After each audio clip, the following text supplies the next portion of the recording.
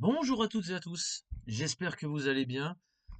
Un nouvel épisode consacré à la légalisation et aujourd'hui, on va se consacrer à un principe fondamental de la légalisation, à savoir la localisation des procédures.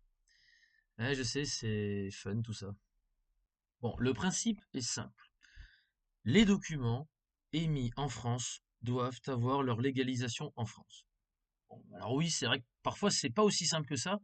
En effet, certains États n'ont pas beaucoup de budget pour installer des représentations consulaires dans tous les pays du monde. Alors certains installent un consulat, par exemple à Bruxelles ou à Londres, bref, souvent là où leur communauté est la plus représentée, ce qui oblige parfois à devoir faire légaliser des documents dans ces pays mêmes. Mais c'est juste pour l'étape finale. Et il faut reconnaître que ceci n'est pas hyper fréquent non plus. Ça concerne souvent des petits États, encore une fois, qui n'ont pas beaucoup de budget. L'information la plus importante, retenez bien que malheureusement, même si vous ne vivez pas dans le pays où vous avez obtenu le document, il faudra quand même faire les démarches là-bas. Aucune dérogation n'est acceptée, et si vous essayez, ce seront des frais inutilement dépensés. Par exemple, si vous avez fait vos études aux États-Unis il y a quelques années, que vous avez obtenu un diplôme, ce diplôme est donc américain, eh bien si on vous demande de le faire légaliser, il faudra faire les démarches aux USA et uniquement là-bas.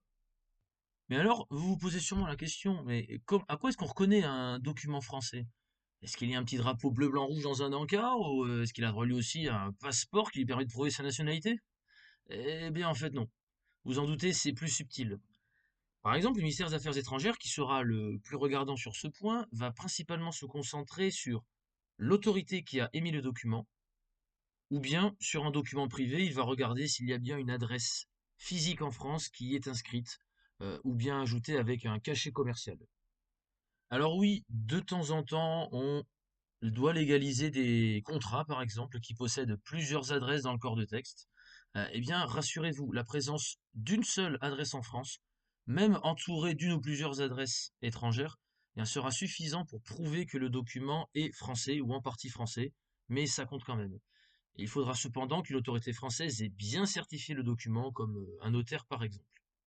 Alors surtout, regardez bien ce point et si jamais l'adresse française n'est pas située sur un document commercial par exemple, bien vous pouvez toujours l'ajouter alors avec un cachet commercial au niveau des signatures à la fin du document, c'est quand même mieux. Évidemment, certains autres documents, comme par exemple les diplômes, n'ont pas d'adresse indiquée. Mais comme un ministère a édité le document et un rectorat, bah, évidemment, ça passe. Alors, n'hésitez pas à me faire parvenir dans les commentaires des cas, par exemple, que vous avez eus, ou même des cas que vous avez en cours actuellement et qui vous ont posé à un moment ou à un autre un problème. J'essaierai de voir et peut-être même de vous conseiller si jamais j'ai une alternative à vous proposer.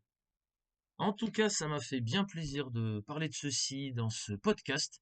N'hésitez pas à liker si vous avez aimé et encore une fois à vous abonner à la chaîne et à mettre des commentaires, ça fait toujours plaisir.